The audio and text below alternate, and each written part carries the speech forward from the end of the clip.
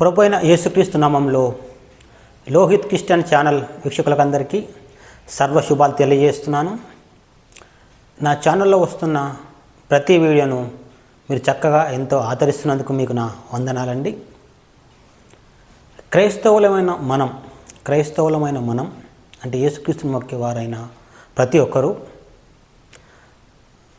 Bible చెప్తోంది సంపూర్ణ జ్ఞానము ఆత్మ సంబంధ వివేకం కలిగి ఉండాలని కొలస్సీ 1:9 ఉంటుందన్నమాట.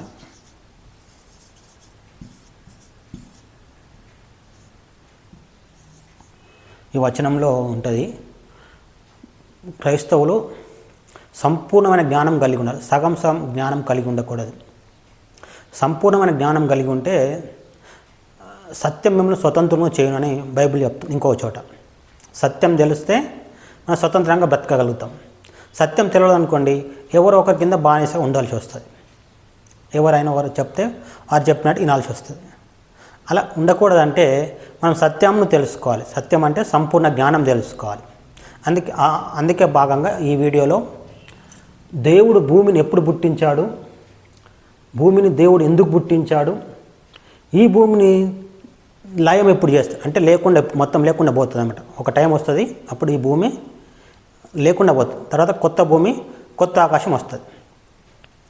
మరి అసలు ఈ దేవుడు అనగా యేసుక్రీస్తు భూమిని ఎందుకు పుట్టించాడు, ఎప్పుడు పుట్టించాడు, మరి ఎప్పుడు లయం చేస్తాడు అంటే ఆయన ఒక ప్రణాళిక ప్రకారం భూమిని పుట్టించాడు అనుకోండి, ఆయన ప్రణాళిక నెరవేరింది, ఈ భూమి ఉండదు. అది అయితే మనం సంపూర్ణ జ్ఞానం కలిగి ఉండాలి. ప్రస్తుత దినాలలో చాలామంది మీరు ఒకప్పుడు హిందువులే, లేకపోతే మీ తాత ముత్తాతలు కూడా ఒకప్పుడు హిందువులే, కనుక మన హిందుత్వం యొక్క గొప్పతనం ఏంటిదని కొన్ని విషయాలు చెప్తూ మనల్ని తిరిగి హిందుత్వంలోకి లాగడానికి చూస్తున్నారు. కానీ హిందుత్వంలో స్వర్గం నరకం అనే దానికి ప్రాముఖ్యత లేదు. స్వర్గం నరకం అనేది చాలా ప్రాముఖ్యమైంది మనిషి బ్రతుకులు, అంతే. మనిషి బ్రతుకులు, మతంలో కాదు, మనిషి బ్రతుకుల్లో ఖచ్చితంగా ప్రతి ఒక్కరికి స్వర్గం నరకం, దేవుడు దయ్యం అనేది చాలా ముఖ్యమైన అంశాలు ఉన్నాయి. మతం ఎందుకు పనికిరాదు, నేను చెప్తున్నాను, మతం ఎందుకు పనికిరాదు. క్రైస్తవ మతం కూడా పనికిరాదని చెప్పుకోవాలి. క్రైస్తవ మతంలో ఎవరైనా చేరితే, క్రైస్తవులకు ఎవరైనా పుట్టారనుకోండి, ఇప్పుడు నేను ఉన్నాను, యేసు ప్రభువుని నమ్ముకున్నాను, నేను క్రైస్తవుడిగా మారాను, నాకు పిల్లలు పుట్టారు, వాళ్ళు పెరిగి పెద్దవాళ్ళు అయ్యారు, ఇదే మతంలో సాగుతున్నారు, వాళ్ళు చనిపోతే స్వర్గానికి వెళ్తారంటే వెళ్ళరు అని బైబిల్ చెప్తున్నమాట. మతంకు దేవునికి సంబంధం లేదు. అది ఇప్పుడు నేను నమ్ముకున్న నా కడుపులో పుట్టారు, వాళ్ళు క్రైస్తవ మతస్థులు అనుకోండి, నేను క్రైస్తవ మతం స్వీకరించాను, నా పిల్లలు, నా గర్భంలో పుట్టిన నా పిల్లలు కూడా క్రైస్తవ మతస్థులు అంటే అది అబద్ధం అన్నమాట. అది ఒప్పుకొనదగింది కాదు. ఎవరైనా చనిపోతే, క్రైస్తవ మతంలో ఉన్న వాళ్ళు చనిపోతే నరకమే వెళ్ళాల్సి ఉంటుంది, స్వర్గం వెళ్ళడానికి లేదు. ఎందుకు లేదంటే ఎవరైనా సరే బుద్ధి జ్ఞానం వచ్చిన తర్వాత ఒక తీర్మానంలోకి రావాలన్నమాట. ఆ తీర్మానంలోకి వస్తేనే వారికి స్వర్గం ప్రాప్తిస్తుంది, లేకుంటే రాదు. నేను మతానికి చెందిన, నాది మతం ప్రస్తుతం క్రైస్తవ మతం 108 దేశాల్లో ఉంది, కొన్ని దేశాల్లో తగ్గిపోతుందని చెప్తున్నమాట. ఎందుకు? వాళ్ళు వేరే మతంలోకి వెళ్ళట్లేదు, కానీ దేవుని మీద అనుమానం వచ్చి అసలు దేవుడు లేడు అనే స్థితికి వచ్చారన్నమాట. అది అందుకని క్రైస్తవ మతం తగ్గిపోతుంది. కానీ వేరే మతం ఏం పెరగట్లేదు, వేరే మతాలు పెరుగుతున్నాయి అనుకుంటా భ్రమలో ఉన్నారు. అందరూ కూడా దేవుడు ఎవరైనా వెతుకుతూ కొన్ని విషయాలు వారికి నచ్చనందువలన, దేవుని యొక్క ప్రణాళిక ఆలోచన నచ్చనందువలన వాళ్ళు దేవుడు లేననే స్థాయికి ఎదిగిపోతున్నారు. ఇప్పుడు ఆయన ఒక సర్వే చేసి చెప్పాడు ఏంటంటే, మతాలు వదిలిపెడుతున్నారు, మతం లేదు, దేవుడు లేడనే స్థాయికి వస్తున్నారు, వాళ్ళే పెరిగిపోతున్నారని చెప్పబడుతుందన్నమాట. అయితే అందుకే నేను చెప్తుందంటే సంపూర్ణ జ్ఞానం కలిగి ఉండాలి. మనం సంపూర్ణ జ్ఞానం కలిగి ఉంటే దేవుడు లేడని చెప్పలేం, మళ్ళా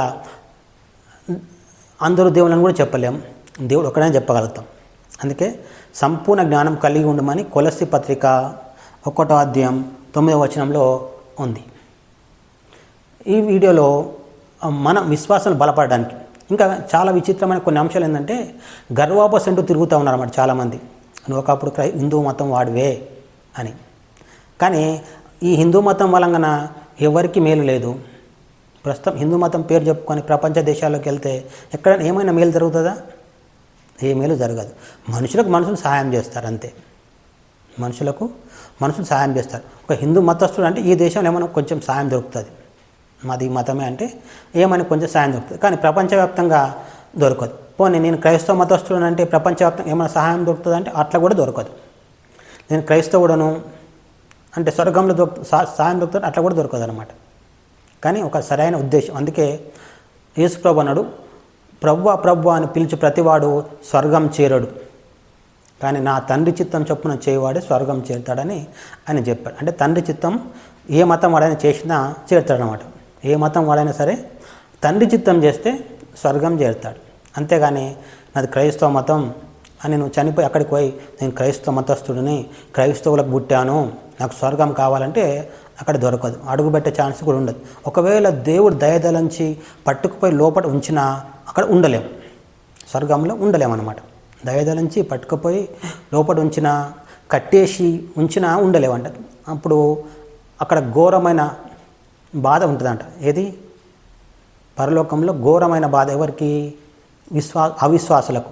అంటే నేను క్రైస్తవ మతానికి చెందిన, క్రైస్తవ మతంలో కలిసిన, నాకు స్వర్గం కావాలని అన్నావు, వాదించినావు అనుకో, అక్కడికి వెళ్ళినాక దేవుడు నీకు దయ చూపి స్వర్గానికి వెళ్ళడానికి ఛాన్స్ ఇస్తే అక్కడ నువ్వు ఉండలేవు. ఎందుకంటే భూమి మీద నువ్వు సిద్ధపడలేవు. అది మనం ఇక్కడ సిద్ధపడలేదు. అందుకోసం బైబిల్ ఉంది, అందుకోసం సంఘం ఉంది, అంటే చర్చ్ ఉంది. సంఘానికి ఒక కాపరి కూడా ఉంటాడనమాట. ఆయన అనుదినము లేకుంటే వారం వారం బోధిస్తూ మనం సిద్ధం చేస్తుంటాడు. ఇవేం సంబంధం లేకుండా నేను క్రైస్తవ మతానికి చెందినోన్ని అంటే పొరపాటున కూడా చేరలేవు. నువ్వు క్రైస్తవ మతానికి చెందకపోయినా పర్వాలేదు, దేవుని వాక్యాన్ని అనుసరిస్తే పరలోకం చేరుతావు. దానిలో భాగంగా దేవుడు భూమిని ఎప్పుడు పుట్టించాడు, ఎందుకు పుట్టించాడు, ఎప్పుడు లయం చేస్తాడు అనే అంశం మనం నేర్చుకోబోతున్నాం. మనం ఇప్పుడు సైన్స్ యుగంలో ఉన్నాం. ఇది సైన్స్ యుగము, సైన్స్ యొక్క యుగము అని చెప్తూ ఉంటాం. అంటే సైన్స్ చాలా డెవలప్ అయింది, అన్నిటినీ కనుగొంటున్నారు అన్నమాట. ఇటువంటి సమయంలో ఇంతకుముందు ఒక వీడియో చేశాను. ఆ వీడియో మీరు చూసి ఉంటే దాన్ని అర్థమవుతుంది, లేదంటే మరి ఒకసారి చూడండి. ఏది నష్టం, ఏది లాభం? ఈ సైన్స్ యుగంలో మేము విశ్వం పుట్టి 1380 కోట్ల సంవత్సరాలు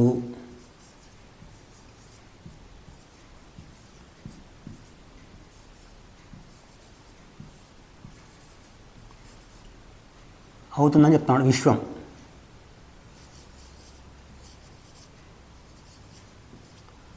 విశ్వం పుట్టుక అంటే విశ్వం అంటే ఏంటిది?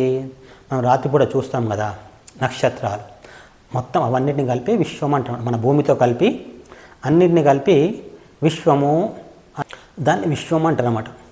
విశ్వం పుట్టి అంటే సైన్స్ మేము కనుగొన్నామని చెప్తారు. 1380 కోట్ల సంవత్సరాలప్పుడు విశ్వం పుట్టిందంట. మరి ప్రస్తుతం ఉన్న మన భూమి మరి ఎప్పుడు పుట్టింది బాబు అంటే వాళ్ళు చెప్పేది ఏంటంటే 450 కోట్ల సంవత్సరాలు అంట.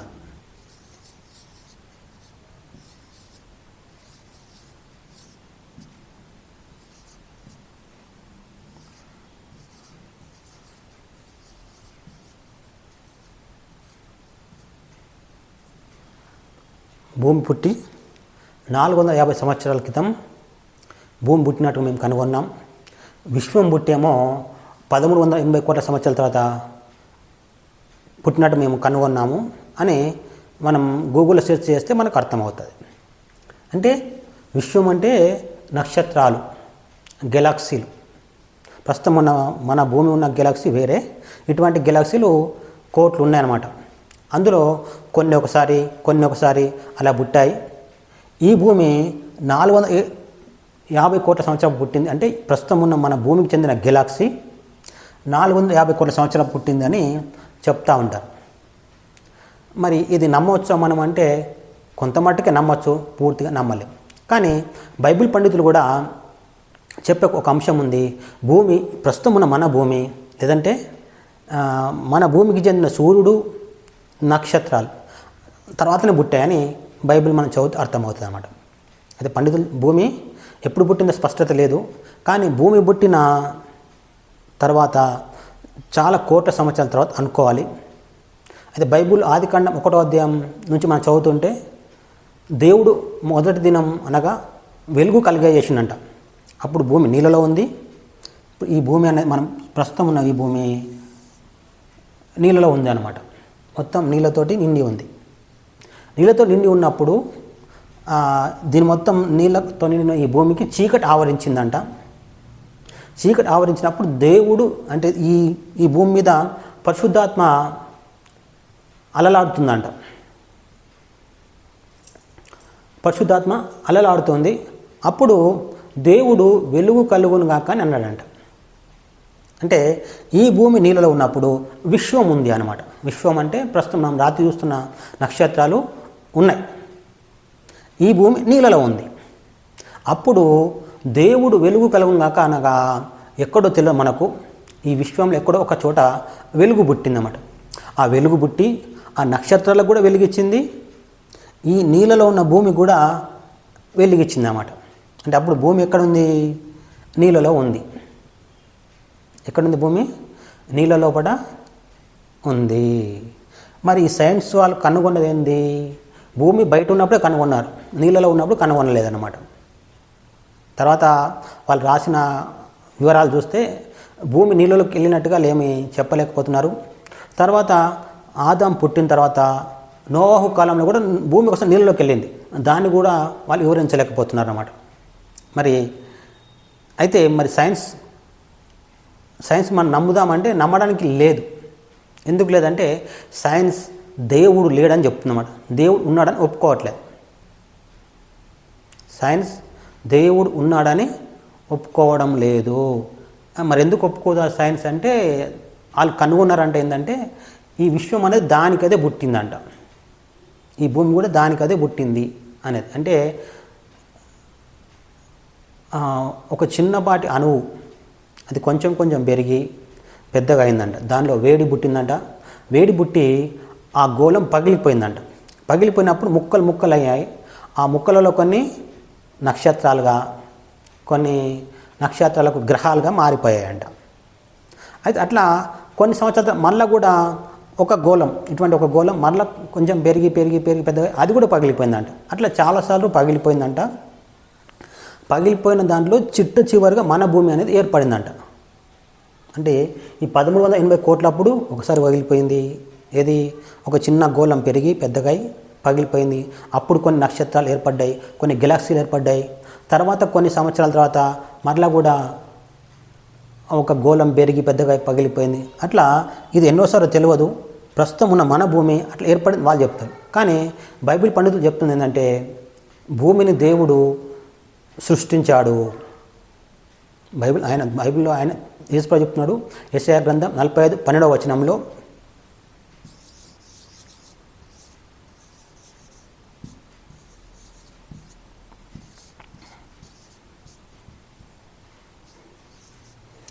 యెషయా గ్రంథం 45:12 వచనంలో భూమిని కలగజేసినవాడు నేనే, దాని మీద ఉన్న నర్ల నేనే కలగజేస్తుని. ఈ దేవుడు ఎంత స్పష్టంగా చెప్తున్నాడు, నేను కలగజేశాను, నేను భూమి కంటే ముందున్నవాడను, ఆకాశం కంటే ముందున్నవాడను, అన్నిటి నేనే కలగజేశాను దేవుడు చెప్తున్నాడు అన్నమాట. మరి సైన్స్ శాస్త్రజ్ఞులు ఏం చెప్తున్నారు? లేదు, దానికి అదే ఉంది అంటే అది అబద్ధము అని అన్నమాట. 100% అబద్ధం. కానీ ఉన్నదాన్ని కనుగొన్నారు. కానీ అది ఎప్పుడుండేను అంటే అది కూడా కనుగొన్నారు. కానీ అది దానికది ఉన్నది అనేది అబద్ధం. దానికది లేదు, దేవుడు పుట్టిస్తూనే ఉంది.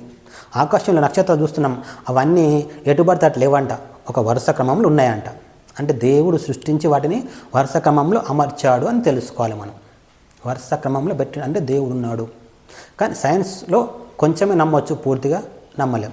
అయితే వీళ్ళు 450 కోట్ల సంవత్సరాలప్పుడు భూమి ఉంది, కానీ అప్పటి నుంచి వాళ్ళు భూమి మీద నీళ్ళు ఉన్నాయని చూశారు. కానీ భూమి మొత్తం నీళ్ళలోకి వెళ్ళింది, అది నీళ్ళ నుండి బయటకు వచ్చింది మాత్రం వాళ్ళు అంటే వాళ్ళు కనుగొనలేకపోయారంట. సరే, మనం ఇప్పుడు ఏం తెలుసుకుంటున్నాం? భూమి ఎప్పుడు పుట్టింది, ఎందుకు పుట్టింది, ఎప్పుడు లయమవుతుంది?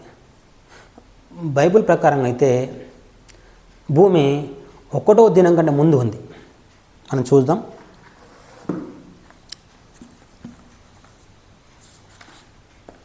ఆదికాండం 1వ అధ్యాయం 1వ వచనం.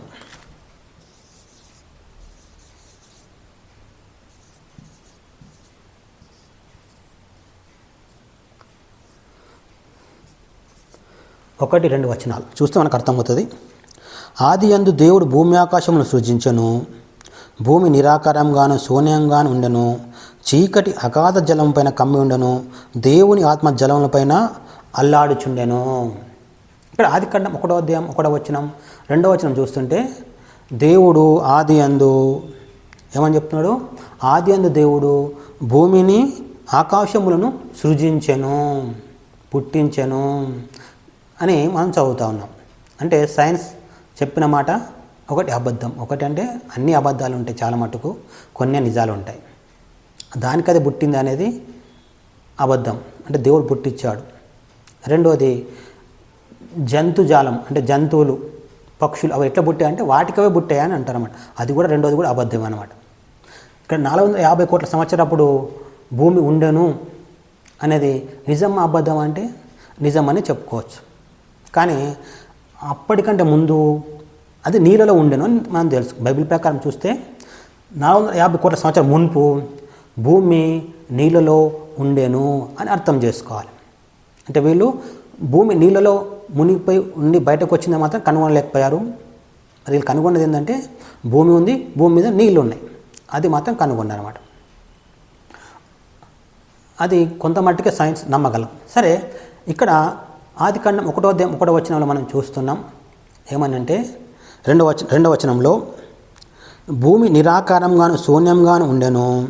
చీకటి అగాధ జలం పైన కమ్మి ఉండెను. దేవుని ఆత్మ జలములపైన అల్లాడుచుండెను. అంటే దేవుని ఆత్మనట జలములపైన అల్లాడుతూ ఉందంట. అంటే ఎందుకు అల్లాడుతుందంటే ఆ జలముల లోపల భూమి ఉంది అన్నమాట. ఈ జలముల లోపల భూమి ఉందంట. అప్పుడు చీకటి ఉందంట, వెలుగు లేదంట. ఈ భూమికి నీళ్లకు వెలుగు లేదంట, చీకటి కమ్మి ఉందంట. ఈ అగాధ జలములపైన దేవుని ఆత్మ అల్లాడుచుండెనట. అటువంటి సమయంలో ఇక్కడ మనము 3వ వచనం చూస్తుంటే దేవుడు వెలుగు కమ్మని పలకగా వెలుగు కలిగెను. వెలుగు మంచిదైనట్టు దేవుడు చూచెను. దేవుడు వెలుగును చీకటిని వేరుపరచెను. దేవుడు వెలుగునకు పగలనియు చీకటికి రాత్రి అని పేరు పెట్టెను. అస్తమయమును ఉదయమును కలగగా ఒక దినమాయెను. ఇక్కడ మనం ఏం చూస్తున్నామంటే అంతకుముందు కాలం లేదు, టైం లేదు. దేవుడు వెలుగు కమ్మని పలికినప్పుడు టైం పుట్టుకొచ్చిందని చెప్తున్నమాట. మరి అప్పుడు భూమి పుట్టినప్పుడు టైం ఏమైంది? భూమి పుట్టిన రోజు ఏదో ఒకటి ఉండాలి కదా. భూమి పుట్టింది. ఏమని చెప్తున్నాడు ఇక్కడ 1వ అధ్యాయం 1వ వచనంలో ఆదియందు దేవుడు భూమిని ఆకాశమును సృజించెను. సృజించినప్పుడు టైం ప్రారంభం కావాలి కదా. కానీ ఇక్కడ దేవుడు టైం రాయిస్తున్నాడు. అంటే ఆయన ఉద్దేశం ఏమైందో మనకు తెలియదు. అప్పుడు ప్రారంభమై ఉండాలి, మరి అది అంతమై ఉండాలన్నమాట. ఆ టైం ప్రారంభమై ఉండాలి, అంతం కూడా అయి ఉండాలి. కానీ మనకు లెక్క మాత్రం ఇస్తుంది ఏంటంటే దేవుడు భూమిని నీళ్ళలో ఉన్న భూమి పరిస్థితి నుంచి మనకు లెక్క వస్తుందన్నమాట. టైం అప్పుడు ప్రారంభం చేశాడు దేవుడు. మరి ఒకసారి అనుకోవాలి.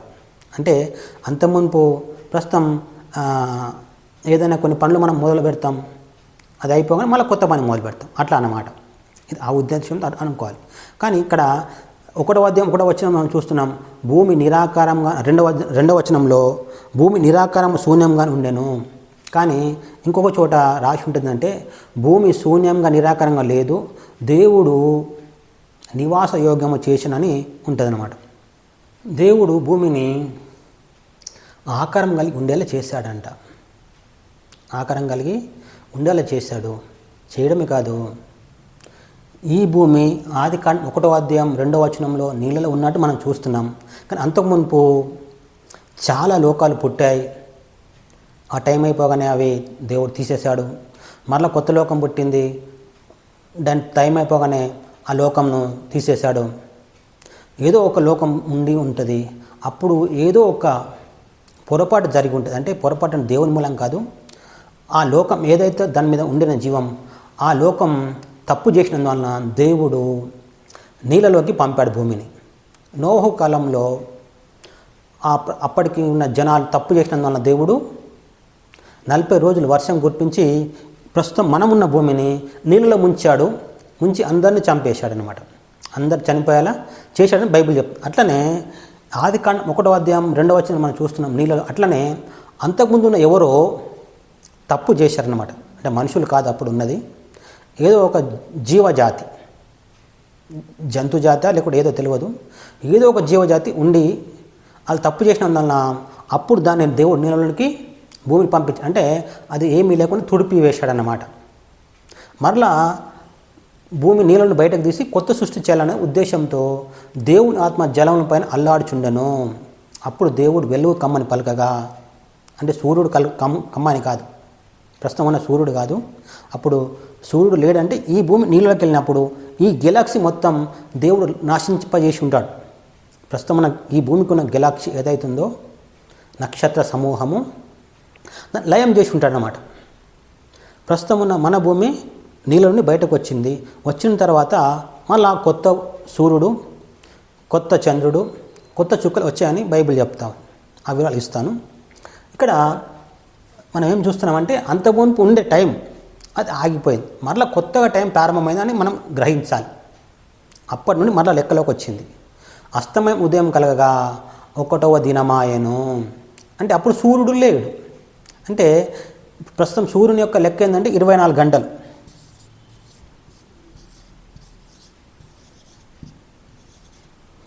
ఇప్పుడు ప్రస్తుతం సూర్యుని లెక్క ఏంటంటే 24 గంటలకు ఒక దినం అంటాం. కానీ ఈ సూర్యుడే లేడు,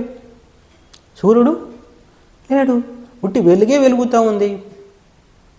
అది ఆ వెలుగు అన్ని నక్షత్రాలు కూడా వెలిగిస్తుంది అన్నమాట. నక్షత్రాలు ఏమో భూమికి వెలిగిస్తాయి, ఇతరులకు వెలిగిస్తాయి, కానీ ఆ వెలుగు నక్షత్రాలకు కూడా వెలిగిస్తుంది అన్నమాట. కనుక దాని పద్ధతులు చూస్తే ప్రస్తుతం శాస్త్రం మేము కనుగొన్నామనే పద్ధతులు చూస్తే ఒక దినం అంటే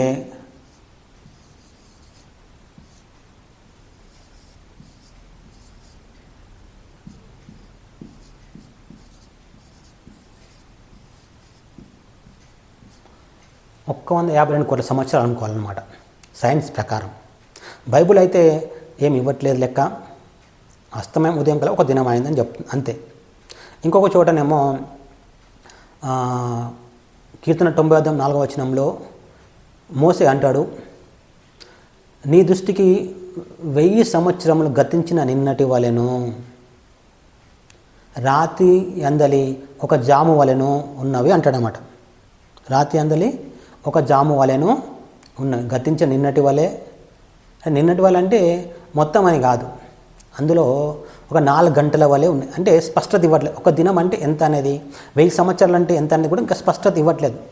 అది 4 గంటల వలె, ఒక జాము అంటే 4 గంటల వలె ఉన్నవి అంటున్నమాట. సరే, ఇవన్నీ మనం సైన్స్ పక్కకు పెట్టి బైబిల్ ఇంకా ఏమైనా స్పష్టమైన వివరాలు ఇస్తుందా అంటే భూమి ఎప్పుడు పుట్టిందనే దానికి మనం కొంచెం స్పష్టత తెలుసుకోవచ్చు అనమాట. దేవుడు బైబిల్ ఏమైనా చేస్తే అది 7 అనే సంఖ్యతో చేస్తాడనమాట. 7,000 లేకుంటే 700, 7 దినముల, 70 దినముల, లేదు 7,000 సంవత్సరాల, 70 లక్షల సంవత్సరాల, 700 కోట్ల సంవత్సరాల, అట్లా ఒక లెక్క ఉంటుంది. మొత్తానికి అయితే 7 అనేది దేవుని పద్ధతిలో ఉంటాం. అంటే అదొక సర్కిల్గా, దేవునిలో 7 అనేది ఒక సర్కిల్గా ఉంటుంది. అందుకని మనం కొన్ని విషయాలు మనం చూద్దాం. ప్రకటన గ్రంథం 1వ అధ్యాయం 20వ వచనం చూద్దాం. ఇక్కడ కాగా నువ్వు చూచిన వాటిని, ఉన్న వాటిని, వీటి వెంట కలగబో వాటిని అనగా నా కుడి చేతిలో నువ్వు చూచిన 7 నక్షత్రములను గుర్చిన మర్మమును, ఆ 7 సువర్ణ దీపస్తంభముల సంగతియు వ్రాయము. ఆ 7 నక్షత్రములు 7 సంఘములకు దూతలు, ఆ 7 దీపస్తంభములు 7 సంఘములు. దేవుని దృష్టిలో ఒక సంపూర్ణత ఉందన్నమాట 7 అనేది. అంటే ఏదైనా ఒక పని చేస్తే 7 కానీ ఇక్కడ 3 కానీ అలాంటి పద్ధతిలో దేవుడు చేస్తారన్నమాట. ఇలాంటి వచనాలు చాలా ఉన్నాయి బైబిల్లో. 7 అనే పదం బైబిల్లో 237 సార్లు ఉందన్నమాట. 237 సార్లు ఉంది బైబిల్లో 7 అనేది. అంటే దాని తర్వాత వేరేది కూడా ఉంటుంది అన్నమాట. ఏడుపు వచ్చాను అట్లా 7 అనేది 237 సార్లు ఉంది. కానీ దేవుడు వాడుకున్న 7 అనేది చాలాసార్లు ఉంది. 7 సంఘములు, 7 నక్షత్రములు, అలా ఇంకొక వచనం చూద్దాం. 2వ అధ్యాయం 1వ వచనం. ఎఫెసులో ఉన్న సంఘపు దూతకు ఇలాగ వ్రాయము, 7 నక్షత్రములు తన కుడి చేత పట్టుకొని 7 దీపస్తంభముల మధ్య సంచరించేవాడు చెప్పు సంగతులేవనగా. ఇక్కడ కూడా మనం 7 అనేది చూస్తున్నాం. ఇంకా 3వ వచనంలో మనం చూద్దాం. నీవు నా సహనం కలిగి నా నామం నిమిత్తము భారం పరి లేదనియో నేను ఎరుగుదును.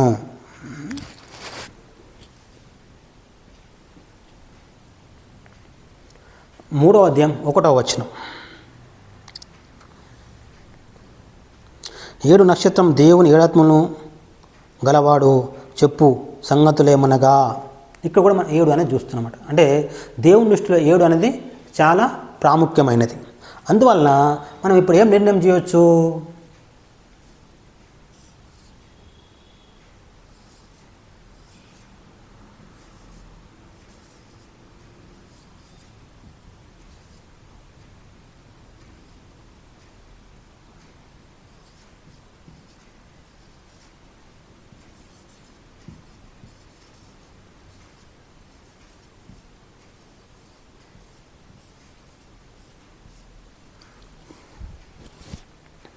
బైబిల్లో దేవుడు ఏది చేసినా 7 అనే దాని చేస్తున్నా. అంటే 770 లేకుంటే 7,000 అనేది కొన్ని లెక్కలు ఉంటాయి.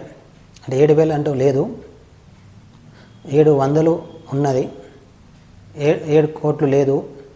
కానీ 7 అనేది ప్రాముఖ్యమైనది.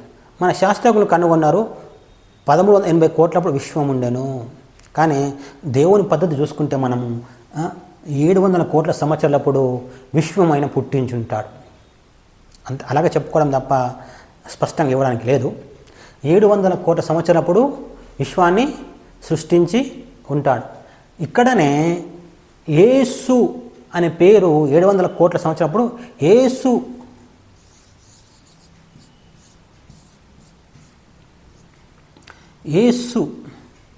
అనే ఒక పదవి క్రియేట్ చేయబడ్డది అన్నమాట. అంటే ఎప్పుడు 700 కోట్ల సంవత్సరాలప్పుడు యేసు అనే ఒక పదవి క్రియేట్ చేయబడ్డది. మనం ఎందుకు చూస్తున్నామంటే భూమి ఎప్పుడు పుట్టించాడు, ఎందుకు పుట్టించాడు, ఎప్పుడు లయం చేస్తాడు. యేసు అని అనగా రక్షకుడు.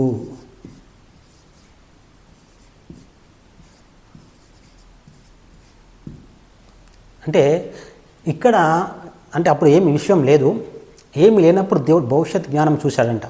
అంటే భవిష్యత్ జ్ఞానాన్ని ఆలోచించాడు. నేను మనుషులను పుట్టిస్తాను, మనుషులను పుట్టిస్తే ఏమేమి జరుగుతుంది, ఎట్లా జరుగుతుంది, అలా ఎప్పుడు పుట్టియాలి, ఒకవేళ ఇప్పుడు పుట్టించానుకో ఎట్లా జరుగుతుంది, నేను తర్వాత పుట్టించానుకో అది ఎట్లా జరుగుతుంది, మనుషులను పుట్టించిన తర్వాత వారికి అవసరత ఏం అవసరం వస్తుంది అంటే వారిని రక్షించడానికి రక్షకుడు అవసరం వస్తుంది అని దాదాపు 700 కోట్లప్పుడే దేవుడు నిర్ణయించాడనమాట. అంటే క్రైస్తవ మతం అంటే లేకపోతే యేసు అనే పేరు ఇప్పటిది కాదు, యేసు అనే పేరు 2000 సంవత్సరాలప్పటిది కాదు, అది 700 కోట్ల సంవత్సరాలప్పటిది అని గుర్తుపెట్టుకోవాలి. దీన్ని మనం దేన్ని బట్టి ఆధారంగా చెప్తున్నామంటే మేము కనుగొన్నాము అంటున్నారు కదా 1380 కోట్లు అనే. కానీ అది స్పష్టంగా లేదు, దాన్ని అది కరెక్ట్ చేసుకోవాల్సి ఉంటుందని నేను అనుకుంటున్నాను. నేను కూడా దీన్ని స్పష్టంగా చెప్పలేకపోతున్నాను.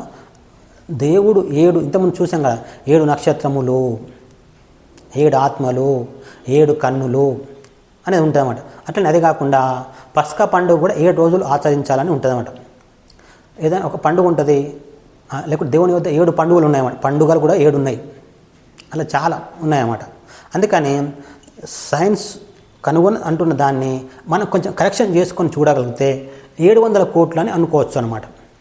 700 కోట్లప్పుడు విశ్వం పుట్టింది, అంతకుముందు దేవుడు ఉన్నాడు.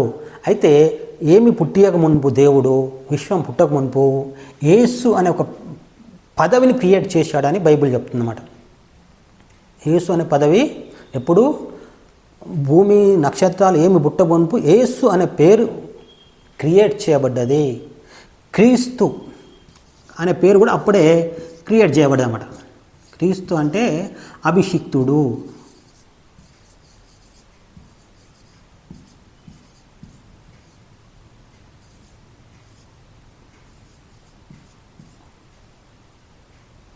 అర్థమవుతుందా? యేసుక్రీస్తు అనేది మనుషులు పుట్టక మునుపు, సృష్టి అనేది లేక మునుపు ఉన్న పేరు. అది ఒక పదవి. అంటే భూమి మీద మనం మనుషులను పుట్టిస్తాం. పుట్టించినప్పుడు ఈ పదవి ఉపయోగించాల్సి ఉంటుంది అన్నమాట. అంటే రక్షకుడు అనే పదవి ఉపయోగించాల్సి వస్తుంది అన్నమాట. అంటే క్రీస్తు అంటే అభిషిక్తుడు, అంటే అప్పుడే ఏర్పాటు చేయబడ్డవాడు అన్నమాట. దేని కొరకు? రక్షించడానికి అప్పుడే ఏర్పరచబడ్డవాడు. అంటే ఏమి లేనప్పుడే దేవుడు ఆయన కుమారుని యేసుక్రీస్తుగా అపాయింట్ చేశాడు. యేసుక్రీస్తుగా అపాయింట్ చేశాడు. అంటే యేసుక్రీస్తు అనే పేరు అంటే పదవి అప్పుడే పెట్టబడింది. ప్రస్తుతం మన ప్రాంతంలో ప్రధానమంత్రి ఉన్నాడు. అంటే అతను ఎవరి కింద ఉండాలి? ప్రధానమంత్రి ఒక రాజు కింద ఉండాలన్నమాట.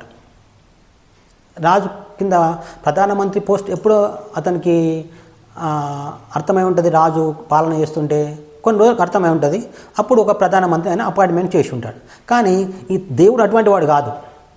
దేవుడు అటువంటి వాడు కాదు. దేవుడు భవిష్యత్ జ్ఞానం ఎరిగినవాడు. ఎటువంటి భవిష్యత్ జ్ఞానం ఎరిగినవాడు?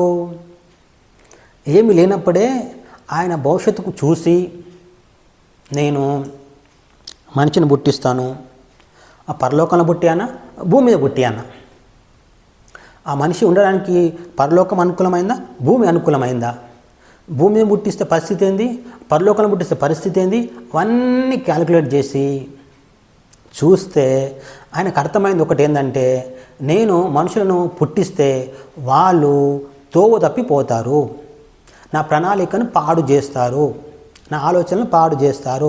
పాడు చేసినప్పుడు మరలా ఆ ప్రణాళికను సరైనతో తీసుకురావాలంటే రక్షకుడు కావాలన్నమాట. అంటే వాళ్ళు తోవ తప్పిపోతారు, వాళ్ళ మార్గం పాడు చేసుకుంటారు. అటువంటిప్పుడు వెతికి రక్షించేవాడు కావాలి అని ముందే దేవుడు గ్రహించి ఏమి వెళ్ళినప్పుడు ఈ పదవిని క్రియేట్ చేశాడని బైబిల్ చెప్తున్నాడు. జగత్ పునాది వేయబడక మునిపే ఆయన నియమింపబడాను అని బైబిల్లో రాసి ఉంటుంది. జగత్తు పునాది వేయబడక మునిపే యేసుక్రీస్తు నియమింపబడ్డాడు. మొన్న కాదు, మనుషులు పుట్టినాక కాదు. మనుషులు పుట్టిన తర్వాత ఆదాము అవ్వలు తప్పు చేస్తారు. అప్పుడు నియమింపబడిన వాడు కాదు. అసలు ఏమి లేనప్పుడే ఈ పదవి, యేసుక్రీస్తు అనే పదవి అవసరం వస్తుందని నిర్ణయించిన వాడు అన్నమాట దేవుడు. కనుక ఆ దినం ప్రకటించాడు. ఎప్పుడు? ఆదాము అవ్వలు తప్పు చేసిన రోజు. అక్కడ ఆదికాండం 3:15 ఉంటుందన్నమాట. నువ్వు దాన్ని మడమ మీద కొట్టుదు, అది నిన్ను తల మీద కొట్టును. అది అనే చోట ఒకటి అని రాసి ఉండి కింద ఆయన అని ఉంటుందన్నమాట. అది నిన్ను తల మీద కొట్టును, నువ్వు దాన్ని మడమ మీద కొట్టుదువు. మడమ మీద కొట్టుదువు. మడమ మీద కొట్టడం అంటే అధికారం తీసుకోవడం అన్నమాట. తల మీద కొట్టడం అంటే అధికారంను లాక్కోవడం అన్నమాట. అంటే ఇతడు మడమ మీద కొట్టి ఆదాము అవ్వల దగ్గర అధికారం తీసుకున్నాడు. కానీ ఈయన వాణ్ణి కూడా, సాతాన్ని కూడా వాణ్ణి దేవుడు తన ఆధీనం తీసుకోవడం, దాన్ని తల మీద కొట్టడం అంటమాట. మడమ మీద కొట్టడం అంటే ఆదాము అవ్వల దగ్గర అధికారం తీసుకున్నాడు. కానీ మొత్తం అంత అధికారం, సర్వ ప్రపంచం అధికారంను యేసుక్రీస్తు తీసుకోవడం, తల మీద కొట్టడం అంటారన్నమాట. అందుకోసం అంటే ఇప్పుడు ఏం చెప్తున్నా అంటే భూమి ఇక్కడ పుట్టలేదు అంటే దాదాపు 600 కోట్లప్పుడు పుట్టి ఉంటుంది అన్నమాట. వెంటనే పుట్టలేదు భూమి, తర్వాత పుట్టిందంట. 600 కోట్ల సంవత్సరం పుట్టి ఉంటుంది. సైన్స్ వాళ్ళకి కనుగొన్నది ఏంటంటే విశ్వం ఒకప్పుడు పుట్టింది, ప్రస్తుతం మనం ఉన్న భూమి తర్వాత పుట్టింది. అయితే భూమి మీద మనం అంటే ఆదికాండం 1వ అధ్యాయం చూస్తాం. 1వ దినం అయిపోయాను, 2వ దినం అయిపోయాను, 3వ దినం అయిపోయాను, 4వ దినం అయిపోయాను, 5వ దినం అయిపోయాను, 6వ దినం అయిపోయాను. అప్పుడు మనిషి అనేవాడు పుట్టాను. అంటే 6వ దినం అయిపోయేటప్పుడు మనిషి పుట్టాడు. ప్రస్తుతం మనం ఉన్న 7వ దినం. దాన్ని బట్టి చూస్తే ఈ భూమికి 600 కోట్ల వయసు అని చెప్పుకోవచ్చు అనమాట. అంటే దేవుడు ఇక్కడ 6 కూడా వాడుకున్నాడు అన్నమాట.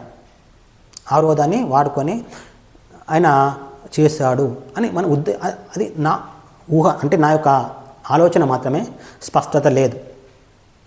6వ దినం ప్రస్తుతం అయిపోయి మనం 7వ దినంలో ఉన్నాం. అంటే ఒకప్పుడు ఏదైతే 1వ దినం అయిందో, అప్పుడు ఏదైతే వెలుగిచ్చిందో ఆ వెలుగు ప్రస్తుతం ఎక్కడుందో తెలియదు. ఆ వెలుగు ఎక్కడ మనకు మరుగుగా ఉంది. కానీ అది మరలా ఇటువైపు వచ్చేసరికి ఈ భూమి అంతం కావాల్సి ఉంటుంది అన్నమాట. అంటే ఉండదు. నేను చెప్తాను దాని వివరాలు. ఇక్కడ ఇక్కడ మనం ఏం చూస్తున్నామంటే 600 కోట్ల సంవత్సరాలప్పుడు భూమి ఉండి ఉంటుంది. కానీ ఎన్ని కోట్లు మరి అది మామూలుగా ప్లెయిన్గా ఉండి అందరికీ నివాస యోగ్యంగా ఉండి మరి ఎన్ని లోకాలు పుట్టాయో తెలియదు. కానీ ఒక సమస్య వచ్చినప్పుడు ఆ భూమి నీళ్ళలోకి వెళ్ళిందని కొందరు పండితులు చెప్తుంటారు. కొందరు పండితులు ఏం చెప్తారంటే పరలోకంలో ఒక పెద్ద గొడవ జరిగిందంట. అంటే దేవుని పగవాడైన సాతాను, అంటే ప్రస్తుతం మన సాతాను అంటాం, ఒకప్పుడు దేవుని దూత, వాడు కూడా దేవుని కుమారుడు. వానితో పాటు చాలామంది దేవునితో ఒక యుద్ధం చేశారంట. దేవుణ్ణి, ఆయన కుమారుణ్ణి మరియు దూతలను లోపరుచుకొని తమ దాసులుగా మార్చుకుందామని ఒక యుద్ధం అనమాట. అది ఏం యుద్ధం అంటే దేవుని కుమారుణ్ణి, అంటే తండ్రి అయిన దేవుణ్ణి, కుమారుడైన దేవుణ్ణి, పరిశుద్ధాత్మను, దేవదూత అందరినీ లోపరుచుకొని తమ దాసులుగా చేసుకుందామని ఒక యుద్ధం పరలోకంలో జరిగిందంట. ఆ యుద్ధం జరిగినప్పుడు వాళ్ళు గెలవలేకపోయారంట. దేవుడు అప్పుడు పరలోకంలోకి వెళ్ళి వారిని తోసివేయగా వారు వచ్చి ఈ భూమి పడ్డారంట. ఈ భూమి బరువు భరించలేక మొత్తం నీళ్ళలో మునిగిపోయింది. అంటే అప్పుడు నీళ్ళు ఉన్నాయంట భూమి మీద, అప్పుడు కూడా భూమి మీద నీళ్ళు ఉన్నాయి, కానీ మొత్తం నీళ్ళలోకి వెళ్ళిపోయిందని పండితులు చెప్తూ ఉంటారు. అది స్పష్టత లేదు, అలా చెప్పడమే. అసలు నీళ్ళలో ఎందుకు వెళ్ళిందంటే కొన్ని ఊహలు, అభిప్రాయాలు చెప్పారు. అది మీకు చెప్పాను నేను. ఆ విధంగా భూమి నీళ్ళలోకి వెళ్ళిపోయింది. మరి ఎన్ని సంవత్సరాలు ఉందో తెలియదు. మొత్తానికైతే దేవుడు భూమి నుంచి నీళ్ళ నుంచి బయటకు తీశాడు. మన సైన్స్ ప్రకారం అయితేనేమో 152 కోట్ల సంవత్సరాలు ఒక దినంగా లెక్క పెట్టుకోవచ్చు.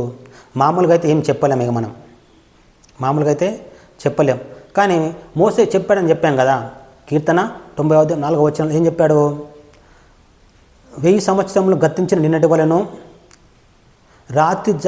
రాత్రి అందలి ఒక జాము వలన ఉన్నాయి. అంటే 1000 సంవత్సరాలు అంటే దేవుని దృష్టిలో 4 గంటలు ఎక్కువ ఉన్నాయంట. అంతేగాని మరి ఈ ఒకటో దినం ఎన్ని సంవత్సరాలు అనేది మనం చెప్పలేం, ఊహించుకోవడమే. మేము కనుగొన్నామని సైంటిస్టులు చెప్పిన ప్రకారం అయితేమో 152 కోట్లుగా చూసుకో. ఎట్లా అంటే భూమి నీళ్ళ నుంచి బయటకు వచ్చిన అంటే కాదు, ఒకటో దినం, రెండవ దినం, మూడో దినం తర్వాత, అంటే మూడవ దినం తర్వాత 4వ దినంలో సూర్యుడు కల్పించబడ్డాడు, అంటే పుట్టించబడ్డాడు అని బైబిల్ చెప్తుంది. ఆది 1:14 వచనంలో ఆ విషయాలు ఉంటాయి. 14 నుంచి ఆ విషయాలు ఉంటాయి. ఏది? భూమి వచ్చిన తర్వాత దేవుడు పగటిని రాత్రిని వేరుపరిచినట్లుగా ఆకాశమందు జ్యోతులను కలుగును కాకన్నాడంట. అవి కలిగినాయి. అప్పుడు నక్షత్రాలు కూడా కలిగినాయి. 4వ దినం కలిగినాయి. అంటే అప్పుడు మన భూమికి చెందిన గెలాక్సీ, మనం ఉంటున్న గెలాక్సీ పాలపుంత అనేది పుట్టింది అని చెప్పుకోవాలి. అంతకుముందు ఉన్న పాలపుంతలు అవన్నీ ఉన్నాయి గెలాక్సీలు, కానీ మన గెలాక్సీ ఈ భూమి నీళ్ళకి వెళ్ళినప్పుడు నశించిపోయి ఉంటుంది. దేవుడు కొత్తగా పుట్టించాడు. అంటే మనం ఇప్పుడు పుట్టిందని తెలుసుకోవచ్చు. అంటే దాదాపు 600 కోట్లప్పుడు ఈ భూమి పుట్టి ఉంటుంది. ఇప్పుడు మనం చూద్దాం దేవుడు భూమిని ఎందుకు పుట్టించాడు. ఎప్పుడు పుట్టించాడో మొత్తానికైతే ఒక పద్ధతిలో చూసుకున్నాం. అంటే 600 కోట్ల సంవత్సరాలు అయి ఉండొచ్చు. ఎందుకంటే ప్రస్తుతం భూమి 6 దినాలు అయిపోయాయి అనేది దేవుడు సృష్టి చేసి భూమి నీళ్ళకు రావడానికి ప్రస్తుతం 6వ దినం అయిపోయిందని చెప్పాం. ఆ పద్ధతిలో భూమి కూడా పుట్టి 600 సంవత్సరాలు అయి ఉండొచ్చు అని అనుకుంటాను అన్నమాట. 600 కోట్ల సంవత్సరాలు అయి ఉండొచ్చు అనేది ఉద్దేశం. స్పష్టత లేదు కనుక ఒక అవగాహన అయితే మనకు ఉండాలి. ఎప్పుడు అంటే కాలం ఒకప్పుడు ఉండే, అది ఆగిపోయింది, మళ్ళీ కొత్తగా కాలం పుట్టిందని అనుకోవాలన్నమాట. కొత్తగా కాలం అందుకే ప్రసంగి అంటాడు, జరిగిందే మరలా జరుగుతుంది, జరిగిందే మరలా జరుగుతూ ఉంది అంటాడు అనమాట. అంటే అర్థం ఏం చేసుకున్నంటే ఒకటో దినం అప్పుడు ప్రారంభమైన అంతకుముందు ఒకటో దినం అనేది ఉంటుంది అన్నమాట. ఒకటో దినం ఎట్లా ఉంటుందంటే మనం చెప్పుకోవచ్చు. ఇప్పుడు జనవరి నెల ఇది 1వ తారీఖు ఉంది, ఈ నెల. ఫిబ్రవరి నెల 1వ తారీఖు ఉంది, మార్చి నెల 1వ తారీఖు ఉంటుంది. ఈరోజు ప్రస్తుతం మధ్యాహ్నం 1 గంట అనుకోండి, రేపు మధ్యాహ్నం 1 గంట ఉంటుంది. అట్టెట్లు ఉండదంటే సైకిల్ అట్లనే ఉంటుంది అన్నమాట. అది అంతే, ఇక దాన్ని మనం మార్చలేం, దాన్ని అబద్ధం అని చెప్పి. అట్లనే దేవుడు ఒకటో దినం అని ఏదైతే రాసి ఉంచాడో అంతకుముందు ఒకటో దినం అని కూడా ఉండాలి. అది మన లెక్కలో లేదు, మన ముందు లేదు. ఉన్నదాన్ని మనం చెప్పుకోవడం అందువలన మన స్పష్టత తీయలేం. ఏది ఎప్పుడు పుట్టింది అనేది. 600 కోట్లు అని అనుకోవడమే తప్ప ఇంకా అంతకంటే ఏం చేయలేం. సరే, ఇప్పుడు ఎందుకు పుట్టించాడు దేవుడు భూమిని? ఎందుకు పుట్టించాడు? అంతకుముందు మనం ఒకటి తెలుసుకోవాల్సింది, పరలోకం అనేది తెలుసుకోవాలి.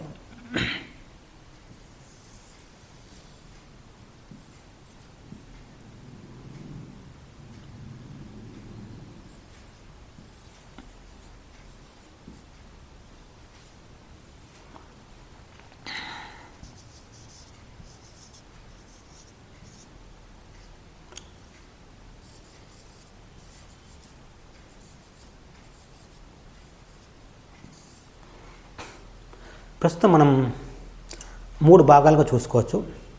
విశ్వం అంటే నక్షత్రాల సమూహం, గెలాక్సీలు. ప్రస్తుతం ఉన్న ఒక భూమి, ఇది ఒక పరలోకం. ఆదికాండం 1వ అధ్యాయం 1వ వచనంలో ఇంగ్లీష్లో వేరుగా ఉంటుందంట. ఇంగ్లీష్లో వేరుగా ఉంటుంది. దాన్ని బట్టే భూమి తర్వాత పుట్టిందని పండితులు చెప్తారన్నమాట. అందులో ఏం రాసి ఉంటుందంటే, ఆదికాండం 1వ అధ్యాయం 1వ వచనంలో ఇంగ్లీష్లో, దేవుడు మొట్టమొదట పరలోకం పుట్టించను అంటే ఇది మొట్టమొదటి పుట్టిందంట. తర్వాత దేవుడు భూమిని పుట్టించాడంట. తర్వాత అనమాట, అంటే చాలా సంవత్సరాల తర్వాత. ఎందుకొరకు అయితే ఇంతకుముందు చెప్పాను, దేవుడు భవిష్యత్తు జ్ఞానం ఎదిగినవాడు. అయితే మనిషిని దేవుడు ఇక్కడ పుట్టిస్తే ఇక్కడ ఒక చీకటి ఉండేదంట. ఇటువైపు ఒక చీకటి ఉండేదని మనం యోహాను సువార్త 1వ అధ్యాయంలో తెలుసుకోవచ్చు. చీకటి ఉన్నది అంటే దేవుడు ఉన్నాడు, ఆయన వెలుగు, ఆయనకు అపోజిట్గా చీకటి కూడా ఉంది. దాన్ని ఎవరు పుట్టియలే, దేవుణ్ణి ఎవరు పుట్టియలేదు, మొదటి నుండి ఉన్నవాడు. అట్లా ఈ చీకటి కూడా మొదటి నుండి ఉన్నదంట. ఆయన అప్పుడే నేను కానీ డైరెక్ట్ మనసులో ఇక్కడ పుట్టిస్తే ఈ చీకటి ఆ మనుషులను పాడు చేస్తుంది, లోపరుచుకుంటుంది, నా ప్రణాళిక జరగనివ్వదు. అయితే మరి ఎట్లా చేయాలి ఇప్పుడు అంటే, ఆ మనుషులను అక్కడ పుట్టేయకుండా ఈ భూమి మీద పుట్టేయాలని నిర్ణయం చేసుకున్నమాట. ఇక్కడ పుట్టిస్తే వారికి ట్రైనింగ్ ఇస్తారన్నమాట. ఈ భూమి ఎటువంటిదంటే ఒక ట్రైనింగ్ సెంటర్ అన్నమాట. ఈ పరలోకం గురించి అవగాహన కల్పించి అక్కడికి వెళ్ళాలనుకున్న వారిని అక్కడికి పంపించే ట్రైనింగ్ సెంటర్ అన్నమాట ఇది. దేవుడు మనుషులను స్వచ్ఛపరంగా పుట్టించాడు. ఎంత స్వచ్ఛ అంటే, ఆయన మనకు కొన్ని వచనాలు చెప్తాడు ఏంటంటే, ఇదిగో చూడుము, నేను నీ ఎదుట మరణమును జీవం ఉంచి ఉన్నాను. నీకేది కావాలో అదే కోరుకో. మరణం కావాలంటే మరణం కోరుకో, జీవం కావాలంటే జీవము కోరుకో. అది అంత స్వచ్ఛగా ఇచ్చాడన్నమాట. నీ ఇష్టం ఉంటే ఈ పరలోకానికి వెళ్ళొచ్చు, లేదంటే ప్రస్తుతం అయితే ఇక్కడ నరకం ఇక్కడ ఉందన్నమాట.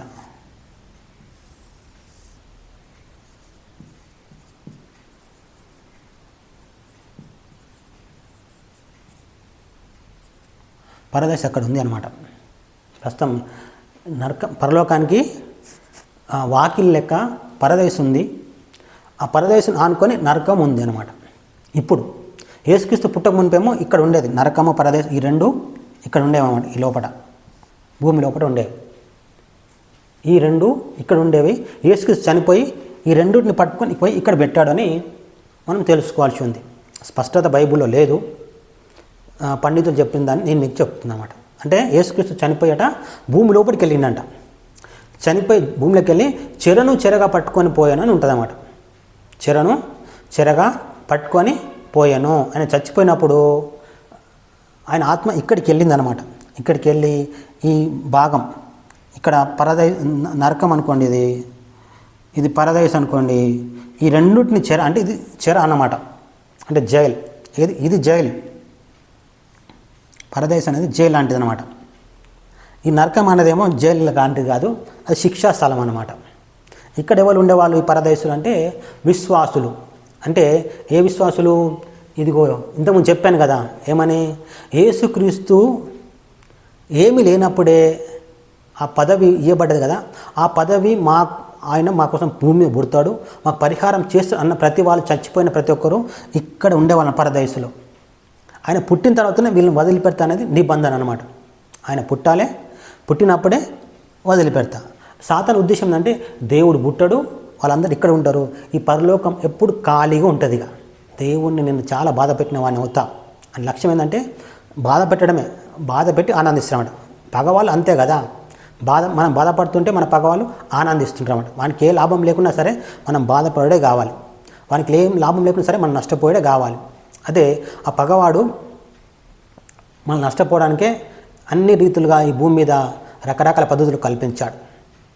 అందుకే బైబిల్లో చెప్తుంది కొలస్సీ 1:9 మనం సంపూర్ణ జ్ఞానం కలిగి ఉండాలా, మరియు ఆత్మ సంబంధ వివేకం కూడా కలిగి ఉండాలి. అందుకే దానిలో భాగంగానే ఈ భూమిని గురించిన అవగాహన మన సోదరులను మనందరికి కలగాలని ఆశిస్తున్నాను.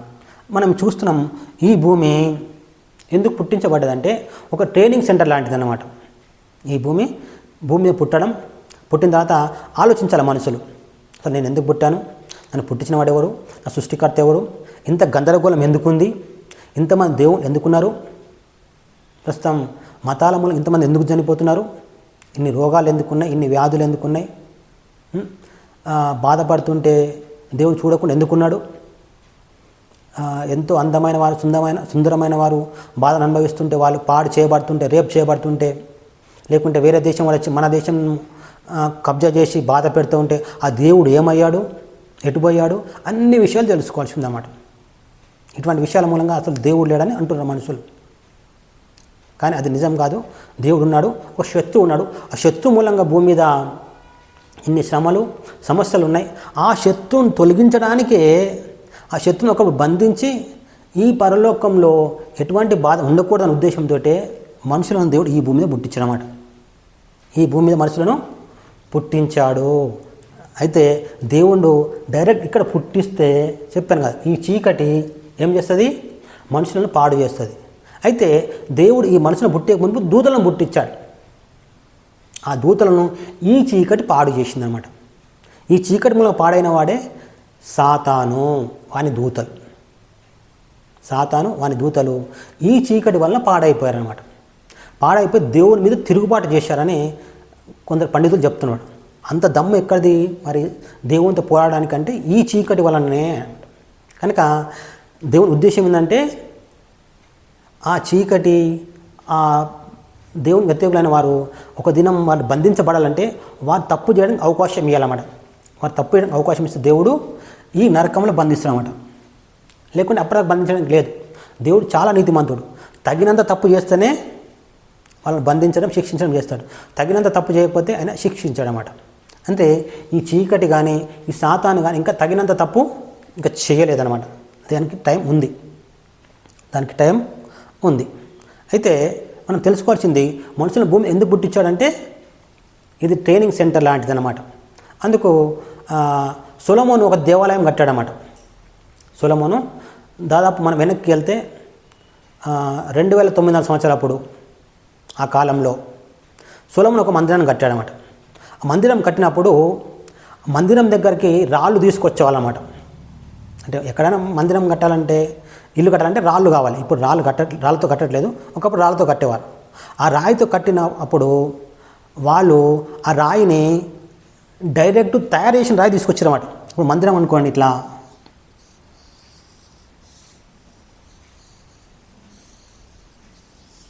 ఇది మందిరం అనుకోండి, ఇక్కడ ఒక రాయి కావాలనుకోండి, ఇక్కడ ఒక రాయి, ఇక్కడ ఒక రాయి, ఇక్కడ ఒక రాయి, ఇక్కడ రాయి అంటే ఇవన్నీ అక్కడే సిద్ధం తీసుకొచ్చేవాళ్ళమాట. బయట ఇక్కడ ఈ మందిరానికి కావాల్సిన రాళ్ళు బయట వేరే చోట, అంటే వేరే ప్లాట్ఫామ్ దగ్గర, ఎక్కడైతే ఇప్పుడు ప్రస్తుతం రాళ్ళు ఎక్కడ ఉంటే అడవిలో ఉన్నాయి అనుకోండి, అక్కడే సరిగ్గా సిద్ధం చేసి ఇక్కడ తీసుకొచ్చామండి. ఇక్కడ రాళ్ళు లేవు, ఈ మందిరం కట్టే చోట రాళ్ళు లేవు, వేరే చోట నుంచి తీసుకొచ్చి ఎట్లా చేశారంటే సరిగ్గా సిద్ధపరిచి, ప్రస్తుతం హైటెక్ రోడ్లు వేస్తున్నారు అనమాట. లేకుంటే హైదరాబాద్ అయితేనేమో, లేకుంటే హైదరాబాద్ లాంటి పట్టణాలు అయితేనేమో ఇది మెట్రో రైలు అంటారు. మెట్రో రైలుకు ఒక్కొక్క ముక్కలు తెచ్చి పెడుతున్నాడు. ఇదొక ముక్క, ఇదొక ముక్క, ఇదొక ముక్క, ఇదొక ముక్క ఇట్లా తెచ్చి, అంటే ఎక్కడో తయారు చేసుకొచ్చి ఇక్కడ ఇది పెడుతున్నమాట. ఇది మెట్రో రైలు పైన బ్రిడ్జి కడుతున్నమాట, పైన ట్రాక్. అంటే ముక్కలు ఎక్కడో తయారు చేసుకొచ్చి ఇక్కడ పెడుతున్నారు. అట్లనే ఈ మందిరం కూడా కట్టింది ఎట్లా అంటే ఎక్కడో తయారు చేసిన రాళ్ళు రెడీగా, అంటే సరిగ్గా ఇక్కడ ఇటువంటి ఇట్లా వంకర టింకర ఉన్న రాయి అంటే ఇక్కడ అటువంటి రాయి అక్కడ తయారు చేసి తీసుకొచ్చామాట. సరిగ్గా ఇటువంటి 3 మూల రాయి కావాలంటే అక్కడ రెడీ చేసి తీసుకొచ్చారన్నమాట. 4 మూల రాయి కావాలంటే అక్కడ తీసుకొచ్చారన్నమాట. ఎక్కడ ఏది అవసరమో ఆ మందిరానికి ఆ రాయి ఇక్కడ తెచ్చినాక తయారు చేయడం కాదు, చూసుకొని ముందే నక్ష రాసుకొని. అంటే అందుకే దేవుడు ఈ పరలోకానికి ఎవరు అవసరమో, ఎటువంటి వారు అవసరమో ఈ భూమి మీద సిద్ధం చేస్తాడన్నమాట. దేవుడు ఈ భూమి మీద సిద్ధం చేస్తాడు. అటువంటి వాడే అక్కడికి వెళ్తాడు. ఈ చీకటి అప్పుడు ఈ పరలోకంకి వెళ్ళిన వాడిని ఇక ఏమి చేయలేదన్నమాట. ఈ భూమి మీద సంపూర్ణ జ్ఞానం, అందుకే బైబిల్ రాసి ఉంది మనం సంపూర్ణ జ్ఞానం కలిగి ఉండాలి అని. అందుకే నేను కూడా మీకు చెప్తున్నాను, మన సంపూర్ణ జ్ఞానం కలిగి అన్నీ తెలుసుకోవాలి. మన దేశ దేవుని చరిత్రను కూడా తెలుసుకోవాలి, మన దేశం యొక్క మూలాలు ఏంటి కూడా తెలుసుకోవాలి. ఎప్పుడు పుట్టారు మనుషులు, ఎట్లా పుట్టారు, ఎప్పుడు ఏమేమి జరిగింది, ఆ చరిత్ర కూడా మనం తెలుసుకోవాలి. దాని సంపూర్ణ జ్ఞానం, అందుకే అవగాహన కోసం ఈ క్లాస్ మీకోసం ఇవ్వడం జరుగుతుంది. ప్రియ సోదర, భూమి ఎందుకు పుట్టించబడింది విన్నాం కదా. డైరెక్ట్ దేవుడు ఇక్కడ మనసును పుట్టిస్తే ఈ చీకటి అనేది ఇక్కడ సాతాను దూతలు వారిని పాడు చేస్తాయి. అంటే సాతానుగా మారక మునుపు దేవునితో ఉన్నవాడు అనమాట. వాడు లక్షల సంవత్సరాలుగా లేకపోతే కోట్ల సంవత్సరాలుగా దేవునితో ఉన్నాడు. వాడు దేవునికి విరోధిగా మారాడు. అయితే మనుషులమైన మనం కూడా ఈ పరలోకం దేవుడు ఇక్కడ పుట్టిస్తే మనం కూడా విరోధులుగా మారుతామనే ఉద్దేశంతో ఇక్కడ పుట్టించాడు అనమాట. భూమి మీద ప్రస్తుతం మన భూమి మీద దేవుడు మనుషులను పుట్టించి మనకి ఇప్పుడు ఒక అవగాహన కల్పిస్తున్నాడు. దాన్నే సువార్త అంటారన్నమాట. దాన్నే సువార్త. నీకు ఒక మంచి రాజ్యం ఉందిరా బాబు, చెప్పలేంత మంచి రాజ్యం ఉంది. దానికోసం యేసు ప్రభు నోటితో ఒప్పుకో, దేవుడు మృతులను లేపిన నువ్వు నమ్మితే ఈ రాజ్యానికి వెళ్ళే అర్హత పొందుకుంటావు. నేను భూమి మీద ట్రైనింగ్ ఇచ్చి నేను ఇంకా మంచి వాళ్ళని సిద్ధం చేస్తాను. దేవుడు ప్రస్తుతం మనం చర్చికి వెళ్ళడానికి సాయం ఎందుకు చేస్తున్నాడంటే ఆ పరలోకంలో మంచి గుణాలతో వెలగడానికి. బైబిల్ చదవాలని ఎందుకు చెప్పబడుతుంది, అనుదినం విసుకక నిత్యం ప్రార్థన చేయమని ఎందుకు చెప్పబడుతుంది అంటే మనం చక్కగా సిద్ధపడడానికి. అట్లనే మనకు శత్రువులు చాలామంది ఉన్నారు, కనబడే వాళ్ళు కాదు, కనబడని శత్రువులు. వాళ్ళు నరకం తీసుకుపోవడానికి మనల్ని చాలా పద్ధతిలో పాడు చేయడానికి, మనల్ని చంపడానికి ప్రయత్నం చేస్తుంటారు. అందుకని అనుదినం ప్రార్థన చేయాలా, దివారాతం యెహోవా దర్శనం ఆనందించాలా. మనం క్రమంగా చర్చికి వెళ్తే ఈ పరలోకం వెళ్ళకుండా ఎవరు ఆపలేరు ఇక. కానీ పేరుకు మాత్రమే ఏదో పోలేదనుకుంటే పోవడం, చదవలేదనుకుంటే చదవడం, ప్రార్థన చేయడం కూడా చేస్తుంటే అటువంటి వారు పరలోకంకి వెళ్ళలేరు. అంతే. ఇంకా ఈ భూమి ఎందుకు అని చెప్పినాం కదా, ఇది ఒక ప్లాట్ఫామ్ లాంటిది, లేకపోతే ఒక ట్రైనింగ్ సెంటర్ లాంటిది అనమాట.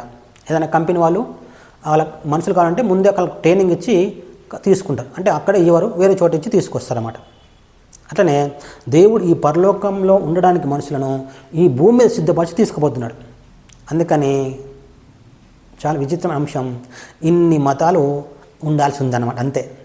ఈ మతాలన్నీ దేవుడు ఎందుకు ఉంచుండంటే ఆ పరలోకం కోసం మనుషులను సిద్ధపరచాలంటే అన్ని పరీక్షలు ఎదుర్కోవాలన్నమాట. క్రైస్తవుడు అన్ని రకాల పరీక్షలు ఎదుర్కోవాలి.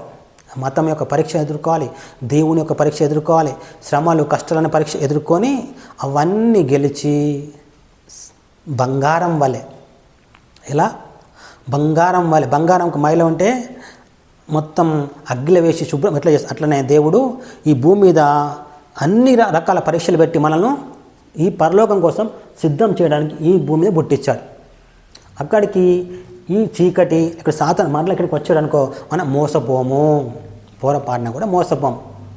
అది అందుకే అవగాహన కోసమే మనుషులను దేవుడు భూమిని పుట్టించి బైబిల్ చెప్తుంది, నరులారా తిరిగి రండి అని చెప్తున్నాడు దేవుడు. నరులారా తిరిగి ఈ రాజ్యానికి రండి. మీరు తిరిగి రాకపోతే అది మీ ఇష్టం అన్నమాట. పంపడం అయితే పంపాడు భూమి మీదకి, ట్రైనింగ్ చేసి వెళ్ళిపోవాలి. ట్రైనింగ్ చేయకుండా నేను వెళ్తా అంటే ఛాన్స్ లేదు. నువ్వు మంచోడు అయినాగా ఎటువంటి వాడైనాగా. సరే, ఇప్పుడు అర్థమైందంటే భూమిని ఎందుకు పుట్టించాడు అంటే ఈ పరలోకం ఉండడానికి కోసం పుట్టించి, అక్కడ పుట్టేయకుండా ఇక్కడ ఎందుకు పుట్టించాడంటే ట్రైనింగ్ ఇవ్వడానికి, అవగాహన కల్పించడానికి, ఆ పరలోకం గురించి నేర్పించడానికి ఈ భూమిని పుట్టించాడు. అందుకోసం మనం దేవుడు భూమి మీద పుట్టించాడు కనుక దేవుడు ఒక్కడనే విషయం తెలుసుకోవాలి, ఆ ఒక్క దేవుని మనం మొక్కాలనే విషయం తెలుసుకోవాలి. కానీ పగవాడు సాతాన్ అనేవాడు ఒకడు ఉన్నాడు. వాడు అందరూ దేవుళ్ళే, ఎట్లా బతికినా పర్వాలేదు, దేవుడు లేడు అన్నా పర్వాలేదు, నీకు నచ్చినట్టు బతికినా పర్వాలేదు, నువ్వు స్వర్గం పొందుతావని అబద్ధం చెప్తున్నాడు. స్వర్గం ఒకటే ఉంది తప్ప, అంటే పరలోకం ఇంకొకటి లేదు. ఈ అన్ని పరీక్షలలో పాస్ అయితేనే ఆ పరలోకం చేరుతావు. అంటే ఈ భూమి ఎందుకు దేవుడు పుట్టించాడు? మనుషులను ఈ పరలోకం కోసం సిద్ధపరిచే ఒక ట్రైనింగ్ సెంటర్ లాంటిది అన్నమాట. సరే, ఇప్పుడు మరి ఈ భూమి ఎప్పుడు లయం చేస్తాడు దేవుడు? ఇప్పుడు ఏం నేర్చుకుంటున్నామంటే, భూమి మీద దేవుడు మనుషులను సిద్ధం చేసి ఈ పరలోకం పంపుతూ ఉన్నాడు. ఆ పరలోకంలో ఎంతమంది అవసరమో అంతమందినే తీసుకుంటాడు ఆయన, ఎక్కువ మందిని తీసుకోడు. ఇక ఆ పరలోకం ఎంతమంది కావాలనో అంతమందిని తీసుకుంటాడు. అయితే యేసుక్రీస్తు భూమి ఉన్నప్పుడు ఆయన శిష్యులు అడిగారు, ప్రభువా మరి ఎప్పుడు అంతం వచ్చును? ప్రభువా అంతం ఎప్పుడు వస్తుంది, దానికి సూచనలు ఏంటి అని అడిగిండు అనమాట ఆయన. వాళ్ళు అడిగితే ఆయన చెప్పాడు, కొన్ని కరువుల మీద కరువులు వస్తాయి, దాంతోపాటు సువార్త అంతటా అందరికీ చెప్పబడుతుంది, సువార్త అంతటా చెప్పబడుతుంది అన్నమాట. సువార్త అంతటా చెప్పబడిన తర్వాత అంతం వస్తుందని చెప్పాడు అన్నమాట. సువార్త అనేది చెప్పబడిన తర్వాత అంతం వస్తుంది, అంతే. అయితే సువార్త వింటూ ఉంటే మనుషులు నమ్ముతున్నారు, ఈ పరలోకంకి వెళ్ళి నిండిపోతున్నారు. సువార్త మరి అన్ని దేశాలకు చేరాలి కదా, మనుషులు అందరికీ చేరాలి. సువార్త అంటే యేసు ప్రభు నోటితో ఒప్పుకోరా బాబు, దేవుడు మృతులను లేపిన నమ్మురా బాబు, నమ్మితే నీకు ఈ పరలోకంకి వెళ్ళే ఛాన్స్ ఉంది అని అదే సువార్త. మరి నేను చెడ్డోని తప్పు చేసినా అవన్నీ ఆయన చూసుకుంటాడు. చెడ్డోడి పాపం చేసినా అయితే అన్నీ కూడా ఆయన చూసుకుంటాడు. ఆయన బైబిల్ చెప్తుంది, ఆయన రక్తం మన ప్రతి పాపములను ఏం చేస్తుంది, కడిగి పవిత్రపరుస్తాడు. యేసు రక్తం ప్రతి పాపం మనను కడిగి పవిత్రపరిచి శుద్ధి చేసి ఆ పరలోకం తీసుకెళ్తాడు. ఇంకా నువ్వు తప్పు పాపం చేస్తుంటే వాక్యం ద్వారా ఎప్పటికప్పుడు సరి చేస్తుంటాడు. నువ్వు సరికాకపోతే ఆయన ఏం చేయలేడు. మనం సమర్పించుకోవాలి. ఏం చేయాలి? మనం దేవుడికి సమర్పించుకోవాలి. లేదు ఇట్లనే ఉంటా అంటే నువ్వు పరలోకానికి వెళ్ళలేవు. నువ్వు ఇట్లనే ఉంటా, దేవుడు నన్ను ఏమైనా చేసి అంటే నువ్వు దేవుడు ఏమైనా చేస్తే నువ్వు పనికి రావు అనమాట. నేను ఇట్లనే ఉంటా, బిగుసుకుని ఉంటా అంటే ఇట్లా చేయి గట్టిగా రాగి నాకు చేయి ఊడిపోతుంది, అంతే. నువ్వే చాపాలి, దేవునికి సమర్పించుకోవాలి. లేదనుకో దేవుడు గట్టిగా అంటే ఊడిపోతుంది, మళ్ళీ అతుకు పెట్టాల్సి వస్తుంది. అటువంటి పరిస్థితి దేవుడు చేయకనే అని అంటాడు, యేసు ప్రభు అని నోటితో ఒప్పుకో బాబు, అంటే యేసు ప్రభు మాత్రమే నాకు దేవుడు, యేసు ప్రభు మాత్రమే నాకు అన్నీ అని ఒప్పుకో. మరి యేసు ప్రభు మన కోసం చచ్చిపోయి ఇక్కడికి వెళ్ళాడు భూమి లోపటికి. అప్పుడు దేవుడు అనేట ఆయన లేపాడు బాబు అని నమ్మితే ఈ పరలోకంకి వెళ్ళి అర్వతను పొందుకుంటూ శక్తిని బలం కూడా పొందుకుంటావు అని అట్లా ఒప్పుకోవాలన్నమాట. అట్లా ఒప్పుకుంటే అక్కడికి వెళ్తావు. సరే, ఎందుకు భూమి పుట్టిందే, ఎప్పుడు లయం చేస్తాడు అంటే ఈ పరలోకంకి ఎంతమంది కావాలో అంతమంది సరిపోగానే ఈ భూమి లయం చేయబడుతుంది, అంతే. ఈ భూమి ఏమవుతుంది, లయం ఏమవుతుంది. మరి దానికి ఎంత టైం పట్టవచ్చు ఇంకా ఇప్పటి నుంచి వెనక్కి వెళ్తే, ముందుకెళ్తే అంటే అది మినిమం ఒక 2000 సంవత్సరం పడుతున్నది, అంతే.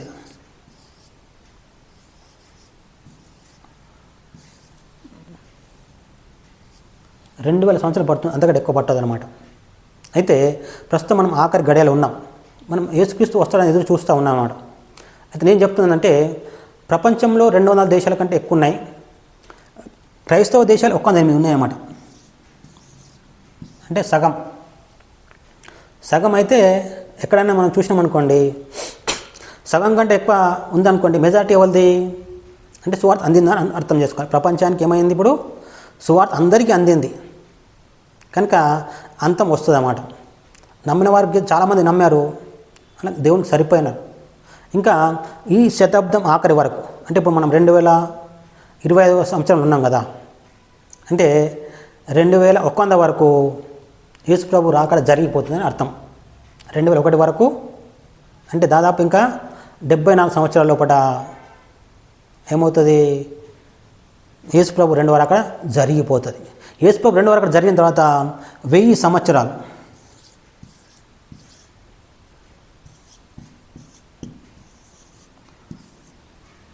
దేవుని యొక్క రాజ్యం ఉంటుంది. 1000 ఏళ్ళ రాజ్యం ఉంటుంది అన్నమాట. దేవుని యొక్క 1000 ఏళ్ళ రాజ్యం. అయితే ఈ 74 సంవత్సరాల్లో 7 ఏళ్ళ శ్రమకాలం కూడా వస్తుంది అన్నమాట. 7 ఏళ్ళ శ్రమకాలం ఈ మధ్యలో వచ్చే అవకాశం ఉంది, ఎప్పుడో తెలియదు. ప్రస్తుతం మన పరిస్థితులు చూస్తుంటే ఇజ్రాయెల్ దేశం మీదకి ముస్లిం దేశాలు దండెత్తుతున్నాయి అన్నమాట. ముస్లిం దేశాలు ఏమవుతున్నాయి, దండెత్తుతున్నాయి. ముస్లిం దేశాలు దండెత్తు ఉండగా ఈ భూమి కూడా చాలా మటుకు అంటే దేశాలు కూడా కదిలించబడి 3వ ప్రపంచ యుద్ధం వచ్చే అవకాశం ఉంది అన్నమాట. 3వ ప్రపంచ యుద్ధం అవకాశం ఉంది. అటువంటి సమయంలో ఒకడు అబద్ధ క్రీస్తు అనేవాడు వస్తాడన్నమాట.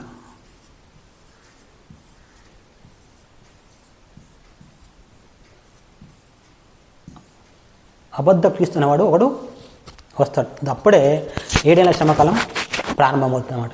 అబద్ధ క్రీస్తు దాదాపు ఈ 74 సంవత్సరాలు వచ్చేస్తాడు ఖచ్చితంగా. అప్పటి నుంచి మనం చూసుకుంటే ఒక 1000 సంవత్సరాలు ఉంటుంది. అటు తర్వాత అయితే అప్పుడు ఈ 7 ఏళ్ల శ్రమకాలం అయినాక ప్రస్తుతం మనల్ని మోసం చేస్తున్న సాతాను వారి దూతలందరినీ దేవుడు ఇక్కడ బంధిస్తాడు నరకంలో. ఈ నరకంలో అంటే ప్రస్తుతం పరలోకానికి పక్కనే ఉంటుంది నరకం, అక్కడ బంధిస్తాడు. బంధించిన తర్వాత ఈ 1000 ఏళ్ళు వాడు బంధించబడతాడు. ఈ 1000 ఏళ్ళు దేవుడు రాజ్యం భూమి ఉంటుంది. అంటే దేవుడే స్వయంగా యేసుక్రీస్తు దిగి వస్తాడు. యేసుక్రీస్తు దిగి వస్తాడు. ఆయనతో పాటు మనం యోగ్యులమైతే మనం కూడా దిగి వస్తాం. అంటే చనిపోయిన మనం దిగి వస్తాం. అప్పుడు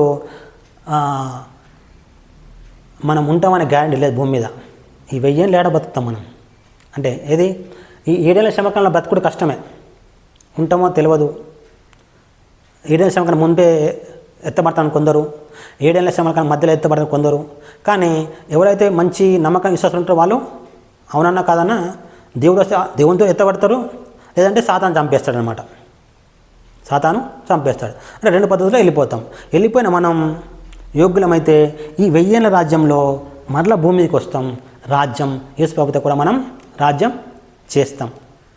అయితే 7 ఏళ్ల శ్రమకాలంలో చనిపోయిన వారు యేసు ప్రభుతో ఖచ్చితంగా 1000 ఏళ్ళు రాజ్యం చేస్తారని బైబిల్ చెప్తుంది. 1000 ఏళ్ళు ఖచ్చితంగా 7 ఏళ్ల శ్రమకాలంలో సాతాను చంపేశాడు కొందరిని.